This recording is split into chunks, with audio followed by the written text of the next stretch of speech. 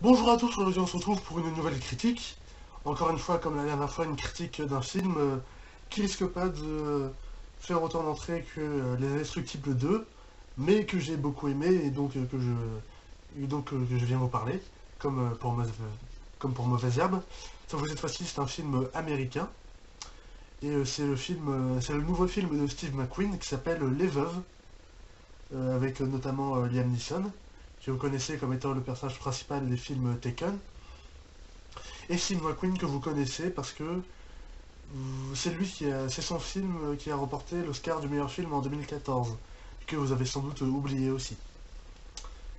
Mais donc on est là pour parler du film Les Veuves, et donc comme d'habitude ce sera une critique personnelle et subjective du film, et donc j'ai bien aimé ce film, j'ai bien aimé Les Veuves.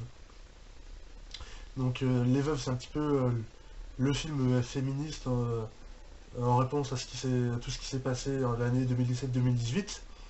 Ce que ça raconte quoi? Ça raconte l'histoire de quatre braqueurs qui se font tuer. Et donc leur femme, leur épouse se retrouvent veuves. Et elles se retrouvent impliquées dans les histoires d'argent et de trafic de leur mari. Et vont donc devoir finir le travail de leur mari mort. Voilà. Donc c'est pour ça que j'ai dit le film un petit peu féministe. Parce que c'est les femmes mises en avant plutôt que les hommes. Donc voilà. Mais j'ai trouvé le film très très bien. Déjà, tous les acteurs et spécialement toutes les actrices sont toutes excellentes, hein. Elles jouent toutes vraiment très bien. Donc là, aucun problème. La réalisation de Steve McQueen est aussi très bien. La réalisation du film est très bien. Déjà, par exemple, il y a beaucoup de plans séquences dans le film, ou de plans séquences ou de très longs plans. Et des plans aussi un peu, pas vraiment space, mais des plans séquences qu'on n'a pas l'habitude de voir, quoi. C'est pas juste un long plan séquence où on suit un personnage dans plusieurs rues ou couloirs d'une maison. Bah, je vous dis, par exemple, il y a un plan où l'un des méchants principaux de l'histoire va dans une voiture pour quitter un endroit, et la caméra, au lieu de rentrer dans la voiture pour suivre le personnage, la caméra va sur le capot de la voiture, et donc on suit la voiture qui avance, quoi, voilà, sur le capot de la voiture. Donc on entend les personnages à l'intérieur parler, mais on ne les voit jamais. Puis après on revoit, puis après la voiture s'arrête et on voit le personnage sortir et la caméra tourner pour aller jusqu'au personnage, voilà. Donc c'est des plans séquences comme ça qui sont pas habituels, qu'on n'a pas l'habitude de voir. Il y en a aussi un autre où c'est bon, un peu plus habitude, où c'est un plan séquence avec un panneau circulaire autour de personnages, vous le verrez. D'ailleurs, dans le film, un des méchants principaux aussi, c'est Daniel Kaluuya, que vous avez pu voir dans Get Out ou Black Panther cette année, qui joue très bien aussi. Voilà, donc beaucoup de plans comme ça. Ce qui est bien aussi, c'est le montage, notamment au début, avec un montage assez, même tout au long du film, un montage assez euh, qui, euh, qui coupe certains passages. Par exemple, quand il y a des moments où il y a beaucoup de bruit ou beaucoup de coups de feu et d'explosions, et ben le montage coupe juste un peu pour revenir à des moments de calme, et donc ça provoque une coupure, quoi, où on coupe vraiment, on s'arrache de la réalité en quelque sorte, et ça donne un effet très bien. Ce que je trouve très bien aussi dans le film, c'est qu'il n'y a pas de musique. Quasiment pas.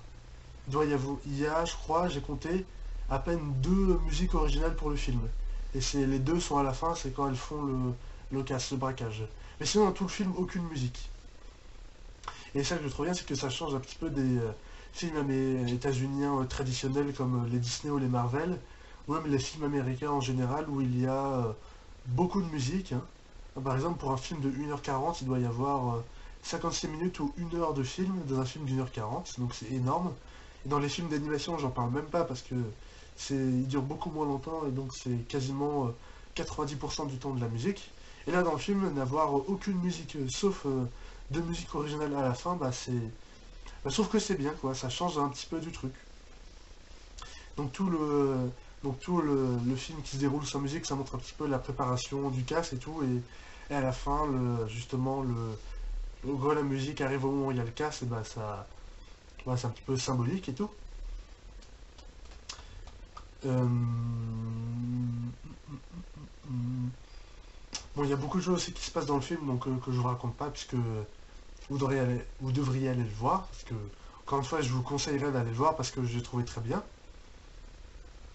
Mais à part ça, qu'il n'y ait pas de musique, que les acteurs sont tous top, la mise en scène un peu particulière mais que je trouve marche très bien, et bah il n'y a pas grand chose d'autre à ajouter, quoi. C'est que Les Veuves était un très bon film, et un très bon film thriller de braquage, et qui change un peu aussi du quotidien aussi. Parce que voilà quoi, hein, voir un film de braquage comme ça, avec des femmes, enfin fait comme Sylvia Plath l'a fait, il n'y en a pas beaucoup, et ça change un peu, ça change un peu quoi, et c'était très bien aussi. Donc voilà, encore une fois aussi une critique très courte parce que je n'ai pas beaucoup grand chose d'autre à ajouter ou à dire sur le film. Donc voilà, j'ai fini, c'est tout. Si ça, donc merci d'avoir regardé cette critique jusqu'au bout. Si ça vous a plu, n'hésitez pas à mettre un pouce en l'air et à commenter cette vidéo pour me dire ce que vous en pensez. Partagez-la également sur les réseaux sociaux et abonnez-vous à ma chaîne YouTube pour ne rien manquer de mes prochaines vidéos. Salut!